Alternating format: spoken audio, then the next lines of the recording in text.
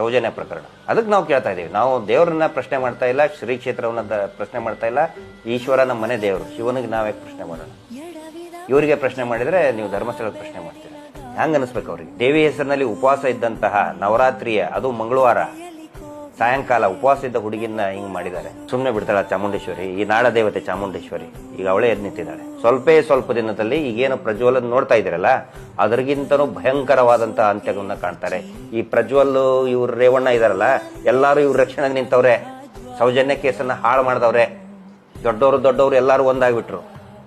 ಸೌಜನ್ಯ ಪರವಾಗಿ ಎಲ್ಲಾ ಜನಸಾಮಾನ್ಯರು ನಿಂತಿದ್ದಾರೆ. ಎಷ್ಟು ಹೆಣಗಳ ತೋರಿಸ್ಬೇಕು ನಾವು ನಿಮಗೆ? ಎಷ್ಟು ಹೆಣಗಳನ್ನ ತೋರಿಸ್ಬೇಕು? ಇವಾಗ 11 ವರ್ಷ ನಂತರ ಯಾವ್ದು ಕೊಲೆ ಯಾವೂ ಇಲ್ಲ, ಯಾವುದಿಲ್ಲ. ಅವಾಗ ವಾರಕ್ಕೆ ಅವಾಗ ಹೌದು ಅದಾದ ನಂತರ ಇಲ್ಲ. ಬಿಡ್ತಾಳ ದೇವಿ ಚಾಮುಂಡೇಶ್ವರಿ, ಬಿಡ್ತಾಳ ನಾಡ ದೇವತೆ ಅವಳು, ಬಿಡ್ತಾಳ ಇವ್ರನ್ನ. ಇವ್ರೇನೋ ತಿಳ್ಕೊಂಡಿದ್ದಾರೆ ನಮ್ಮ ಹತ್ರ ಅವರಿದ್ದಾರೆ. ಇವ್ರ ರಕ್ಷಣೆಗಿದ್ದವರೇ ಜೈಲಿಗೆ ಹೋದ. ಈಗ ಇವ್ರು ಯಾರ್ಯಾರು ರಕ್ಷಣೆ ಕೊಡ್ತಾ ಇದ್ದಾರೆ ಎಲ್ಲರೂ ಅತಂತ್ರರಾಗಿದ್ದಾರೆ. ಎಲ್ಲರೂ ಹೆಣ್ಮಕ್ಳ ವಿಷಯದಲ್ಲಿನೇ ಹೆಸರು ಕೆಡ್ಸ್ಕೊಳ್ತಾ ಇದ್ದಾರೆ. ಮುಂಚೆ ವಾರಕ್ಕೆ 3-4 ಹೆಣ ಬೀಳೋದು ನೇತ್ರಾವತಿಯಲ್ಲಿ.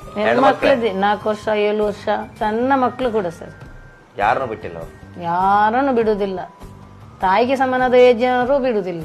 ಈಗ ಹೇಳಿದ್ರಲ್ಲ, ಈಗ ಈ ಮಾತನ್ನು ಈಗ ಇಷ್ಟ ಹೇಳ್ತಾ ಇಲ್ಲ, ವೇದಿಕೆ ಮೇಲೆ ಹೇಳಿದ್ದಾರೆ. ಅವಾಗ ನಂಬಲಿಲ್ಲ ಯಾರು. ಅಷ್ಟು ವಯಸ್ಸಿನವ್ರನ್ನ ಹೆಂಗ್ ಮಾಡಕ್ಕಾಗುತ್ತೆ?